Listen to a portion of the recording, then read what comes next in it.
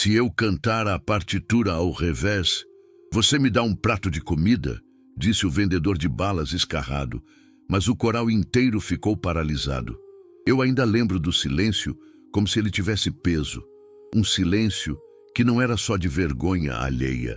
Era medo, porque do jeito que ele falou, com a voz baixa e o olho firme, parecia que ele já sabia o que ia acontecer com todo mundo ali. E aí eu vou te dizer o que eu pensei na hora, olhando para aquela cestinha velha, para a roupa surrada, para a cara de quem dorme na rua. Isso vai dar ruim. E deu, mas não do jeito que você imagina. Porque por alguns segundos, eu juro, eu tive a sensação de que eu já estava assistindo o final de uma história. Sabe quando a vida dá aquele spoiler absurdo? O tipo de cena que parece que revela tudo no começo, só que logo depois, tudo muda de rumo. E eu só fui entender meses depois, quando eu descobri o que significava aquele detalhe no vitral antigo da igreja. Um DJ set gravado no canto, pequeno, quase invisível, como se alguém tivesse deixado uma assinatura escondida. E antes que você pense, deve ser só um rabisco, não era. Era um aviso. Agora, respira, porque eu vou te levar passo a passo. Eu vou te contar essa história do jeito que eu vivi, do jeito que eu gravei, do jeito que eu quase perdi meu canal e do jeito que eu quase perdi algo bem pior do que isso. Mas se você gosta de histórias surreais, cheias de viradas, com mistério que só faz sentido lá no final, então faz duas coisas agora, porque você vai querer acompanhar até o último segundo. Se inscreve no canal e compartilha esse vídeo com alguém que ama uma história impossível, dessas que dá nó na cabeça. Porque eu prometo, quando eu revelar o que era DJ set, você vai olhar para a música, para a igreja e até para a gente invisível da rua de um jeito que você nunca mais vai esquecer. Eu sempre fui uma pessoa curiosa, daquelas que não conseguem ignorar coisas estranhas, detalhes fora do lugar, histórias que parecem pequenas demais para serem só coincidência. E deixa eu te perguntar algo antes de continuar. Você já sentiu que um lugar te chama, mesmo sem fazer barulho nenhum? Naquela semana eu estava em Campinas, interior de São Paulo, porque alguém me mandou uma mensagem simples demais para passar despercebida. Tem uma igreja antiga aqui, um vitral com um símbolo estranho e um coral ensaia toda terça. Só isso, nada de aviso, nada de urgência. Nada que gritasse perigo. Eu fui achando que seria algo leve, algo rápido, uma observação curiosa, um registro simples, talvez uma história interessante. E só. Mas quase tudo que dá errado começa exatamente assim, né? Quando a gente acha que não tem nada demais. A igreja tinha aquele cheiro inconfundível de madeira velha, misturada com pedra fria. Um cheiro que parece carregar memórias. Eu cheguei cedo antes do ensaio e fiquei parado alguns segundos olhando para a fachada. E foi ali que senti algo estranho. Não era medo, era atenção. Como se o lugar estivesse esperando. Do lado de fora, na calçada, tinha um vendedor de balas. E eu preciso que você grave isso, porque esse detalhe muda tudo. Eu já tinha visto aquele homem antes, em outras cidades, outras igrejas. Sempre igual. A mesma cestinha gasta, a mesma postura cansada e aquele olhar. Um olhar que não parecia perdido, parecia ocupado. Você acredita que alguém pode passar a vida inteira ouvindo algo que ninguém mais escuta? Enquanto isso, o coral começou a chegar. Tudo absolutamente normal. Conversas soltas, risadas, comentários sobre a partitura. Tinha a Beatriz, confiante demais. O Rafael, sempre brincando. A Camila, quieta, observando tudo. O Diego fazendo piada de qualquer coisa. E o maestro, seu Arnaldo, um homem que não precisava levantar a voz para ser obedecido. Eu observei tudo em silêncio. A ideia era simples: registrar o ambiente, entrar depois, olhar o vitral, entender aquele símbolo estranho e ir embora. Mas me responde com sinceridade: quantas histórias você conhece que começaram simples e terminaram impossíveis de esquecer.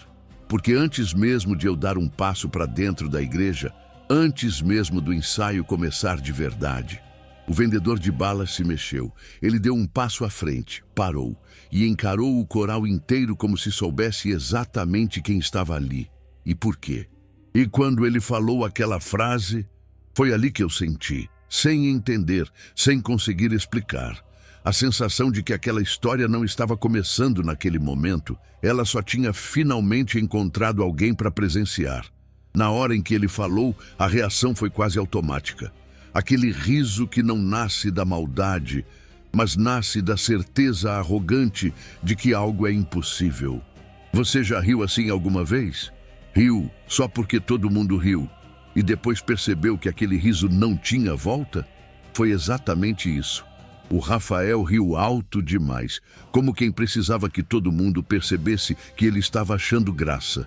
Cantar partitura ao contrário? Oh, meu amigo, você nem deve ler partitura. A frase ecoou feia, não pelo volume, mas pelo peso. A Beatriz olhou o homem de cima a baixo, avaliando roupa, cestinha, postura, e soltou um "ai, gente", com um sorriso torto. Não era deboche escancarado. Era pior. Era aquele sorriso que diz: isso nem merece ser levado a sério. E me responde com sinceridade: quantas vezes a gente diminui alguém sem perceber, só porque aquela pessoa não parece pertencer àquele lugar? Enquanto isso, eu reparei num detalhe que ninguém mais notou. O vendedor de balas apertou a cestinha com força.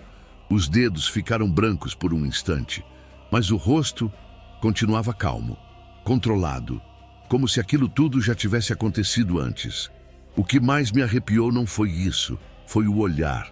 Ele não olhava para o coral, não olhava para quem ria, ele olhava direto para o seu Arnaldo, como se estivesse ignorando o barulho e falando só com a única pessoa que realmente importava ali. O maestro ficou imóvel, não riu, não respondeu à provocação, não tentou aliviar o clima. Ele apenas encarou o homem por alguns segundos longos demais e perguntou sério, sem elevar a voz: "Como é seu nome?" O vendedor respondeu sem hesitar: "Jonas." Nesse momento, o Diego resolveu ir além. Talvez para impressionar, talvez por nervosismo, talvez porque não soube parar. "Jonas? Tá, Jonas. Canta aí então. Se for bom, eu te compro, sei lá, a cestinha inteira." Você percebe a crueldade escondida nisso? Transformar um pedido simples em espetáculo, transformar alguém em piada pública. E foi aí que o Jonas fez algo que mudou tudo. Ele não se ofendeu, não levantou a voz, não discutiu. Ele apenas respirou fundo e fez a proposta. "Não, eu canto, do fim para o começo, nota por nota, como está escrito, mas ao reverso. E aí eu quero só um prato de comida." Cara, naquele instante eu senti algo estranho, como se o ar tivesse mudado de densidade, como se o barulho da rua tivesse ficado mais distante. Porque deixa eu te explicar uma coisa, olhando bem para você agora: do fim para o começo não é truque, não é graça, não é desafio bobo. Se você entende o mínimo de música, você sabe. Isso não é só inverter melodia, é ler, reconstruir, sustentar ritmo, intervalo, respiração, intenção, tudo ao contrário, sem errar, sem tropeçar. E o mais assustador, ele falou aquilo com tanta calma que por um segundo absurdo pareceu possível. O riso morreu aos poucos, virou silêncio desconfortável, virou aquele clima em que ninguém sabe se continua brincando ou se pede desculpa. E ali, bem naquele momento, eu tive um pensamento que depois me perseguiu por semanas. Tem coisa aqui que não era para estar acontecendo. Porque eu entrei naquele lugar achando que ia registrar algo simples. E de repente, eu estava assistindo ao exato segundo em que uma brincadeira atravessa uma linha invisível e vira algo que ninguém sabe como controlar. E eu ainda não fazia ideia do tipo de história que estava começando ali. Eles abriram a porta da igreja para entrar, quase como uma fuga elegante daquela situação constrangedora. Mas antes que alguém desse o primeiro passo, o Jonas falou: "Aqui fora, na calçada, onde vocês riram." A frase não foi dita com raiva, foi dita com precisão. E deixa eu te perguntar uma coisa agora, bem direto. Você já percebeu como algumas frases não precisam ser altas para machucar? O coral travou. O riso morreu de vez. Ninguém discutiu. Ninguém respondeu. Eles só ficaram, porque tinha algo naquela frase que não deixava alternativa. O maestro levantou a mão pedindo silêncio, não porque era educação, mas porque aquilo tinha virado outra coisa. Não era mais brincadeira, era uma prova, um limite. E eu vi o Jonas fechar os olhos. Repara nisso comigo. Não foi uma respiração de nervosismo, não foi fome, não foi improviso. Foi uma respiração treinada, controlada, exata. Como alguém que já fez aquilo muitas vezes, longe de plateia. O Rafael ainda tentou salvar o clima, com aquele humor que já não convencia nem ele mesmo. "Vai, maestro, dá o tom para ele."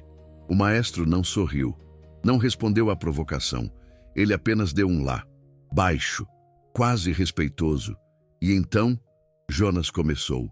"E aqui eu preciso que você imagine comigo, porque é importante. Não foi grito, não foi voz de palco, não foi aquele tipo de canto que tenta impressionar. Foi uma voz baixa, controlada, firme, mas com uma precisão tão absurda que parecia errada. Era como se cada nota tivesse um lugar exato no ar, como se ele não estivesse cantando, mas puxando algo invisível, linha por linha de dentro de uma partitura que só ele enxergava. E em menos de 10 segundos, eu juro, o ambiente mudou. Não foi gradual, foi imediato. As expressões começaram a travar, uma por uma, como dominós caindo em silêncio. A Beatriz, que até então parecia inabalável, foi a primeira. O sorriso simplesmente sumiu. Ela levou a mão à boca, quase num reflexo, como se tivesse engolido a própria risada e ela tivesse descido rasgando. A Camila arregalou os olhos, não fez som algum, só começou a chorar. Uma lágrima limpa escorreu sem aviso, sem drama, como se o corpo dela tivesse entendido algo que a cabeça ainda não alcançou. O Diego, que fazia piada de absolutamente tudo, ficou pálido. Mas não era branco de susto. Era pálido de quem viu algo que não se encaixa. A boca aberta, nenhuma palavra saindo. E o Rafael olhou para o maestro. Não foi olhar de dúvida, foi olhar de pedido. Pedido de socorro. E aí eu te faço outra pergunta, porque isso muda tudo. Quando foi a última vez que você viu alguém pedir ajuda sem dizer uma palavra? Porque aquilo não era só bonito, não era só afinado, não era talento, era absurdo.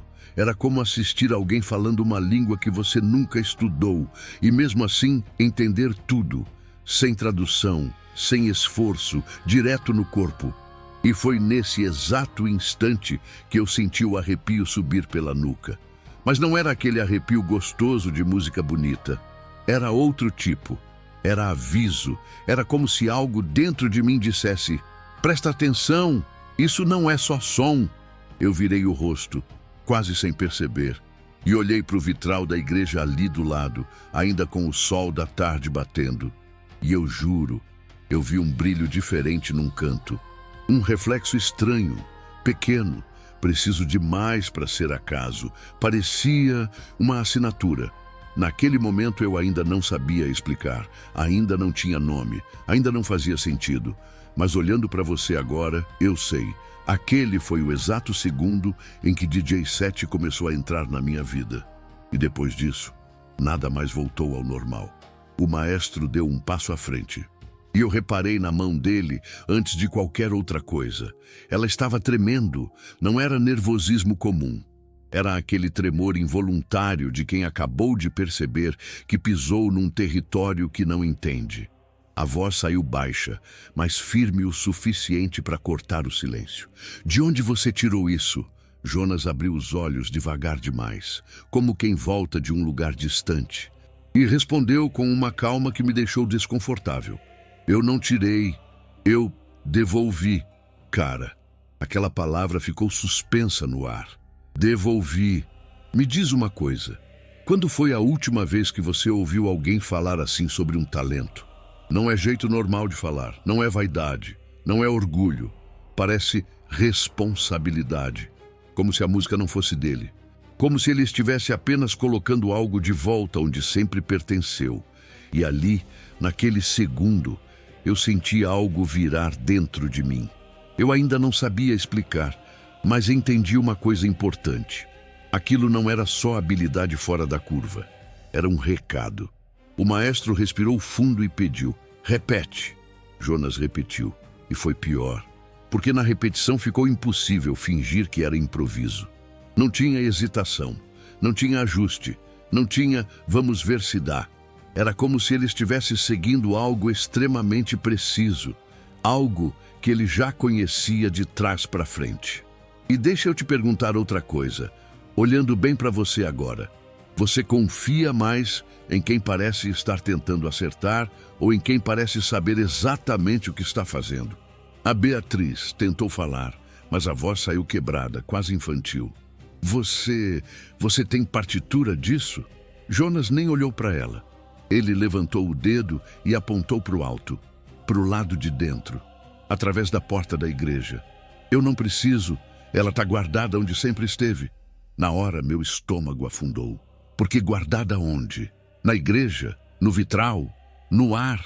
Na memória de alguém que não está mais ali? E percebe como ele não explicou? Ele afirmou, como se a resposta fosse óbvia demais para precisar de detalhes, como se explicar fosse perigoso. Foi ali que eu entendi que a história tinha cruzado um ponto sem volta. A partir daquele momento, qualquer tentativa de tratar aquilo como curiosidade, como coincidência, como coisa impressionante, ia soar falsa. E agora eu preciso puxar você para dentro disso comigo, porque essa parte muda tudo daqui para frente. Comenta aqui embaixo, sem pensar demais. Você já presenciou alguém fazer algo tão impossível que por alguns segundos o mundo pareceu travar? Pode ser música, esporte, memória, cálculo, qualquer coisa, porque a partir desse momento, essa história para de escalar devagar e começa a cair. Depois daquela primeira cantada ao contrário, o maestro convidou Jonas para entrar. O coral entrou meio em choque, meio curioso. Eu entrei junto, tentando parecer apenas mais um.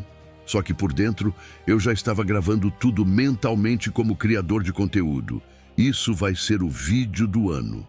Só que quando eu levantei o olhar para o vitral principal, aquele enorme com uma cena bíblica, eu vi um detalhe minúsculo no canto inferior direito, como se fosse uma assinatura de artista, mas não era nome. Era DJ 7. Eu aproximei discretamente, como se fosse admirar o vitral, e vi que não era pintura. Era como se alguém tivesse riscado na própria estrutura do vidro, bem leve, mas proposital. Na minha cabeça veio DJ, DJ, mas não fazia sentido numa igreja antiga. Eu comecei a suar, porque eu senti que aquela sigla estava ali há tempo demais para ser brincadeira de adolescente. E ao mesmo tempo, parecia moderna demais para ser coisa histórica. Eu falei baixinho para mim mesmo, quase sem querer. Que é isso? E eu juro que o Jonas, lá do fundo, virou o rosto na minha direção, como se tivesse ouvido, como se soubesse o que eu estava olhando. E ele disse sem levantar a voz: "Não toca!" Cara, eu nem tinha encostado. O coral estava pronto para aplaudir. O maestro estava quase chorando. Eu, com minha mentalidade de canal, pensei: isso vai viralizar. Mas Jonas não queria aquilo. Ele só repetiu: "Eu quero comida." A Camila, chorando, pegou a bolsa e falou: Eu tenho um lanche." Ela ofereceu. Jonas aceitou, mas não comeu na hora. Guardou no bolso como se fosse símbolo, não alimento. O maestro perguntou: "Você canta assim há quanto tempo?" Jonas respondeu: "Desde que eu precisei." E aí veio a frase que virou a chave do meu coração e do meu medo: "Eu não vim por vocês, eu vim por ele." "Quem?" o maestro perguntou. Jonas apontou de leve para o vitral. "O dono do DJ 7. Eu senti o sangue gelar. Porque ali eu entendi, Jonas não era só um vendedor de balas com talento, ele era mensageiro. E quando a igreja, um lugar que deveria ser paz, vira palco de encontro com alguém, dono de uma assinatura escondida, você sabe que está entrando numa história perigosa. O maestro tentou conduzir o ensaio, como se fosse voltar à normalidade, mas não dava. Todo mundo só queria olhar para Jonas. E eu, tentando captar tudo para o vídeo, fiz uma coisa simples. Eu dei um passo para trás para pegar um enquadramento melhor. Foi nesse momento que Jonas olhou para mim de novo e falou com uma clareza absurda. Você não devia estar gravando, Daniel. Mano, meu nome é Daniel e eu não tinha falado meu nome para ninguém ali. Eu não tinha me apresentado. Eu era só o cara do celular. E ele falou como se sempre tivesse sabido. Eu senti uma pressão no peito, tipo quando você percebe que está numa situação que saiu do controle. E eu fiquei com vontade de parar tudo e ir embora. Mas sabe o que me segurou? Duas coisas. A curiosidade doentia. A sensação de que, se eu fugisse, ia ficar pior. E aí eu vou ser direto com você.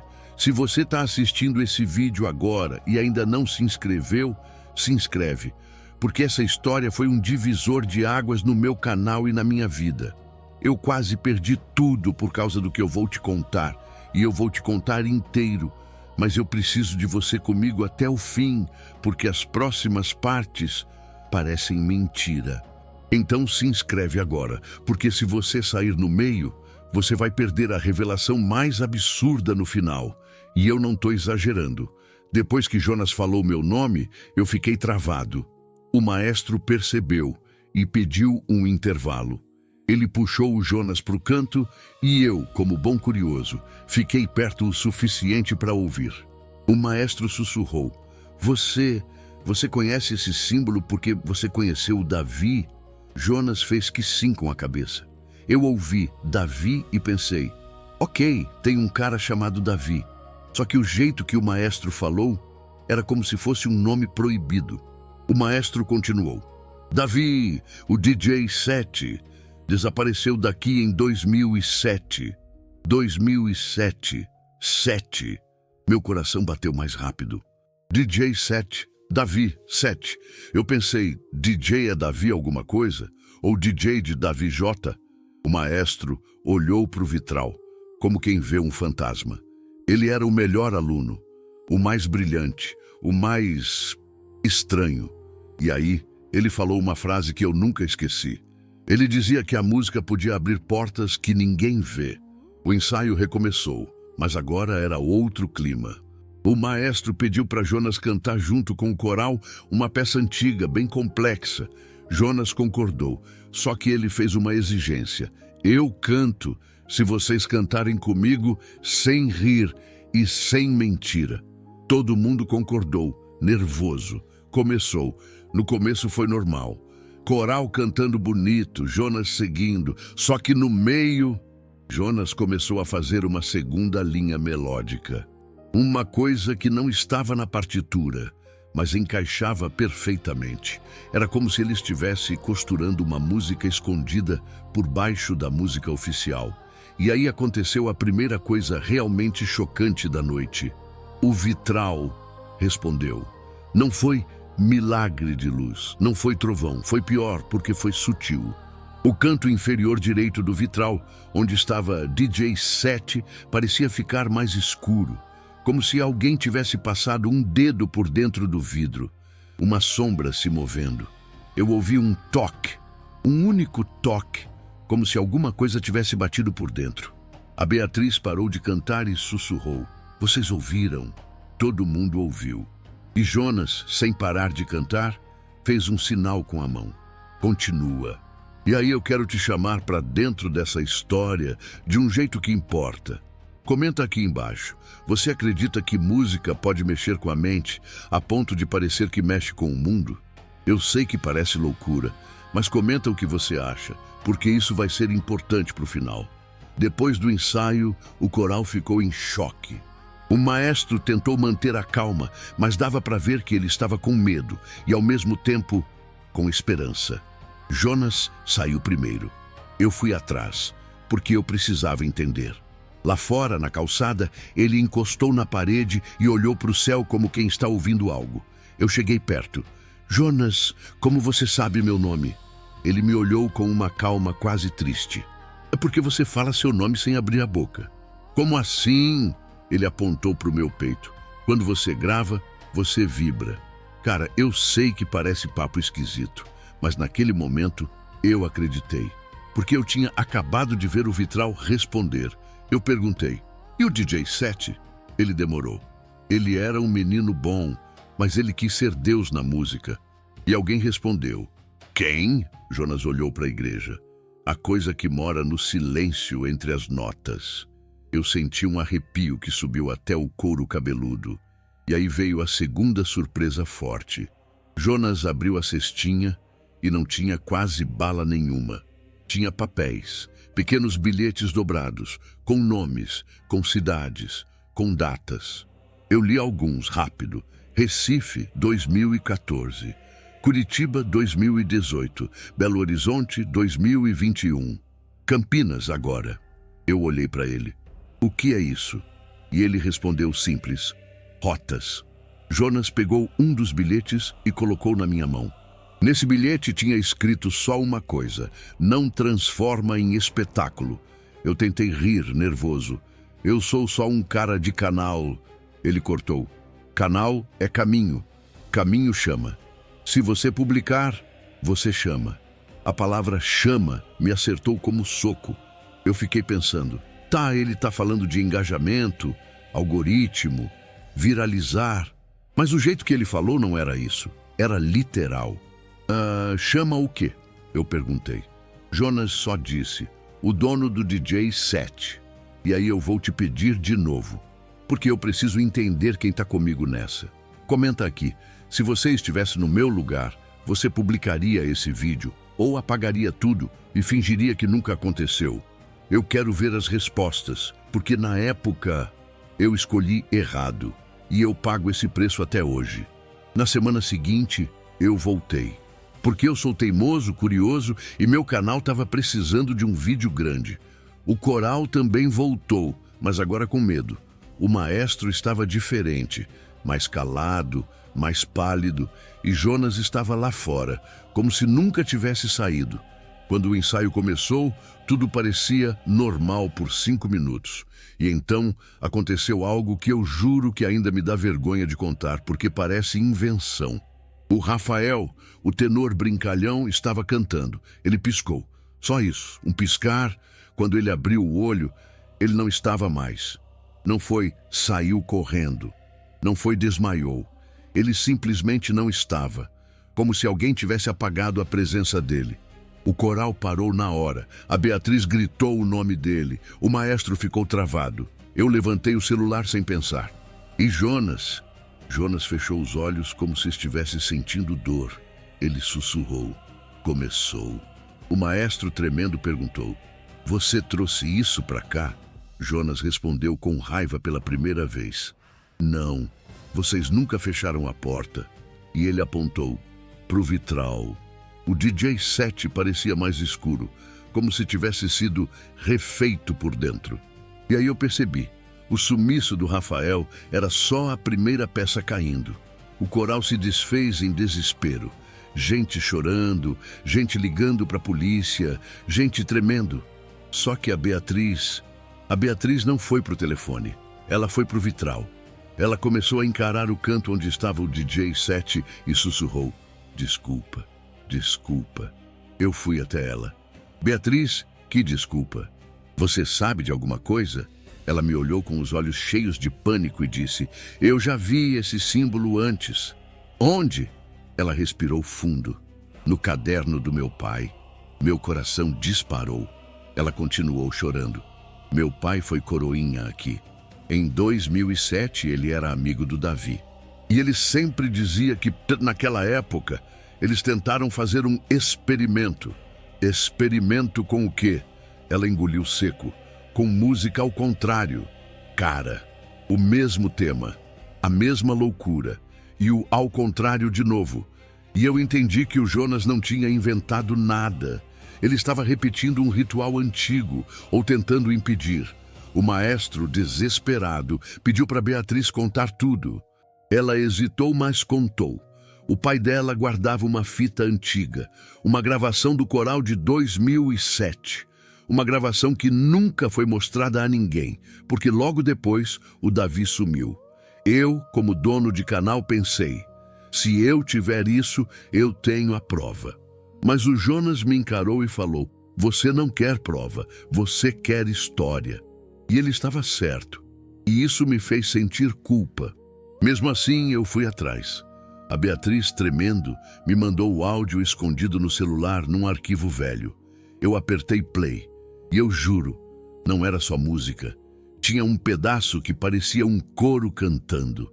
E por baixo, uma voz muito baixa, como se fosse alguém falando dentro da gravação. Uma voz que dizia quase como um sussurro, Daniel, meu nome, de novo. Eu deixei o celular cair na mão de tanto susto. A Beatriz chorou mais forte.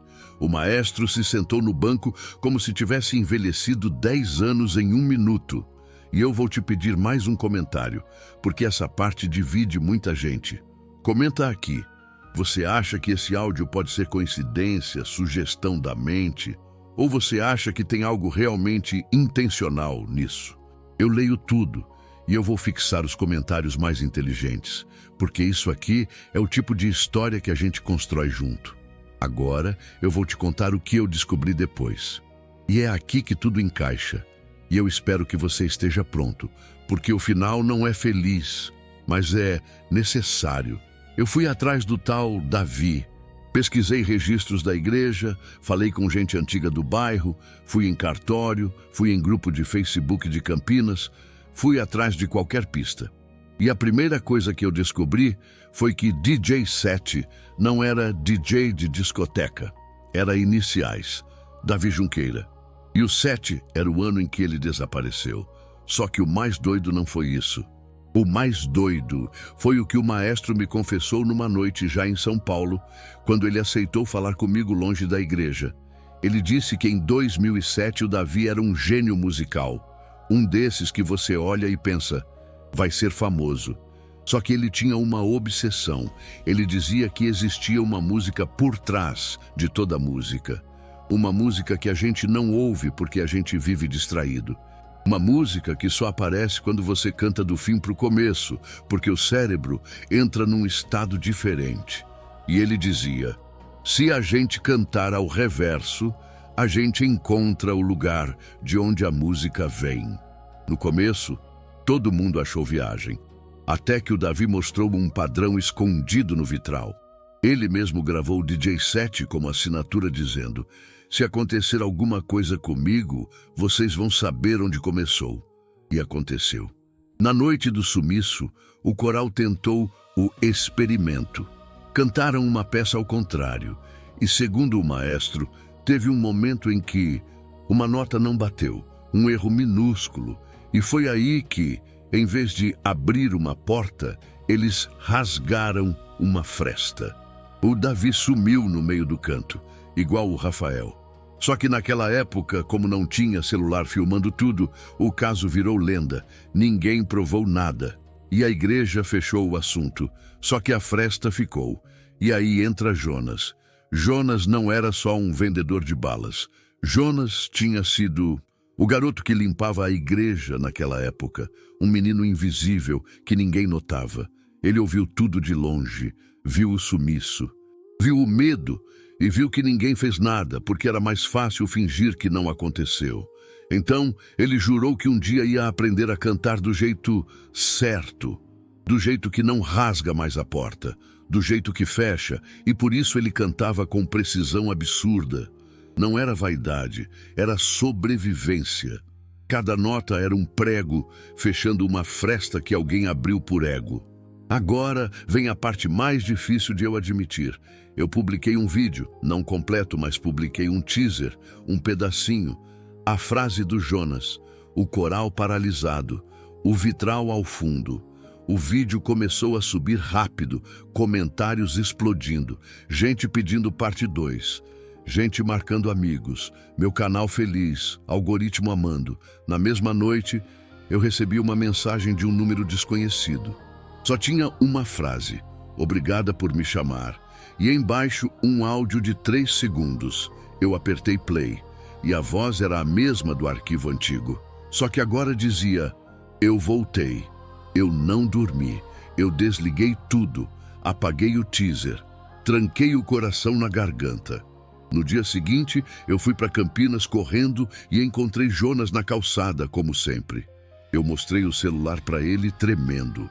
Ele olhou e não ficou surpreso. Ele só disse: eu avisei. Eu perguntei desesperado: como fecha? E Jonas respondeu: com coragem e com verdade. Naquela noite, em vez de tentar investigar como se fosse entretenimento, eu fiz o que eu devia ter feito desde o começo. Eu sentei com o maestro, com a Beatriz, com a Camila, e a gente fez uma coisa simples e difícil. A gente pediu desculpa. Não para a entidade, para a gente mesmo, pela arrogância, pela humilhação do primeiro dia, pelo riso fácil, pelo ego. E então Jonas cantou. Não ao contrário para mostrar habilidade, ao contrário como oração, como sutura, como fim. E eu não vou mentir. Teve um instante em que o ar ficou pesado, o vitral pareceu respirar e eu senti como se alguém estivesse ouvindo do outro lado.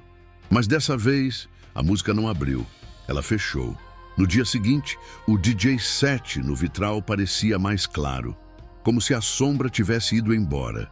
E nunca mais alguém sumiu naquela igreja. Só que o preço foi outro. Jonas desapareceu. Sem sumiço sobrenatural, sem grito, sem drama. Ele só foi embora, como se a missão tivesse acabado. E desde então, eu carrego uma regra no meu canal. Nem toda história foi feita para virar espetáculo, mas algumas precisam ser contadas do jeito certo, para virar alerta, para virar respeito, para virar aprendizado. E agora vem a parte que eu prometi, a última peça do quebra-cabeça. Lembra que o áudio antigo dizia meu nome? Eu descobri como. Eu fui ver meu histórico de vídeos antigos. Eu percebi que anos atrás eu fiz um vídeo em Belo Horizonte sobre sons ocultos e mensagens ao contrário. Um vídeo bobo, antigo, quase esquecido. E o título tinha meu nome, Daniel Investiga. Ou seja, quando eu publiquei aquilo anos atrás, eu já tinha chamado sem saber. Meu canal era um caminho aberto há muito tempo, e Jonas só tentou impedir que eu transformasse aquilo numa porta. Por isso ele me reconheceu. Por isso ele disse que eu vibrava. Por isso ele disse que canal é caminho. E se você chegou até aqui, eu te peço do fundo do coração, tudo junto e muito forte. Porque isso sustenta o canal e também protege a história do jeito certo. Curte esse vídeo se você sentiu o arrepio que eu senti. Se inscreve no canal agora para não perder as próximas histórias. Tem coisa ainda maior vindo. Compartilha com alguém que ama mistério e acredita que o mundo tem camadas escondidas. Comenta. Você acha que o Jonas foi herói, vítima ou guardião? E qual cidade do Brasil você acha que esconde uma história assim? E se você já viu algo impossível, escreve aqui. Eu leio e posso trazer no próximo vídeo. E ó, na tela tá aparecendo uma história agora que tem tudo a ver com isso. É só clicar para assistir agora, porque ela revela uma pista que eu não tive coragem de contar no meio desse vídeo. E pode mudar completamente o jeito que você entendeu o DJ set. Eu te vejo lá.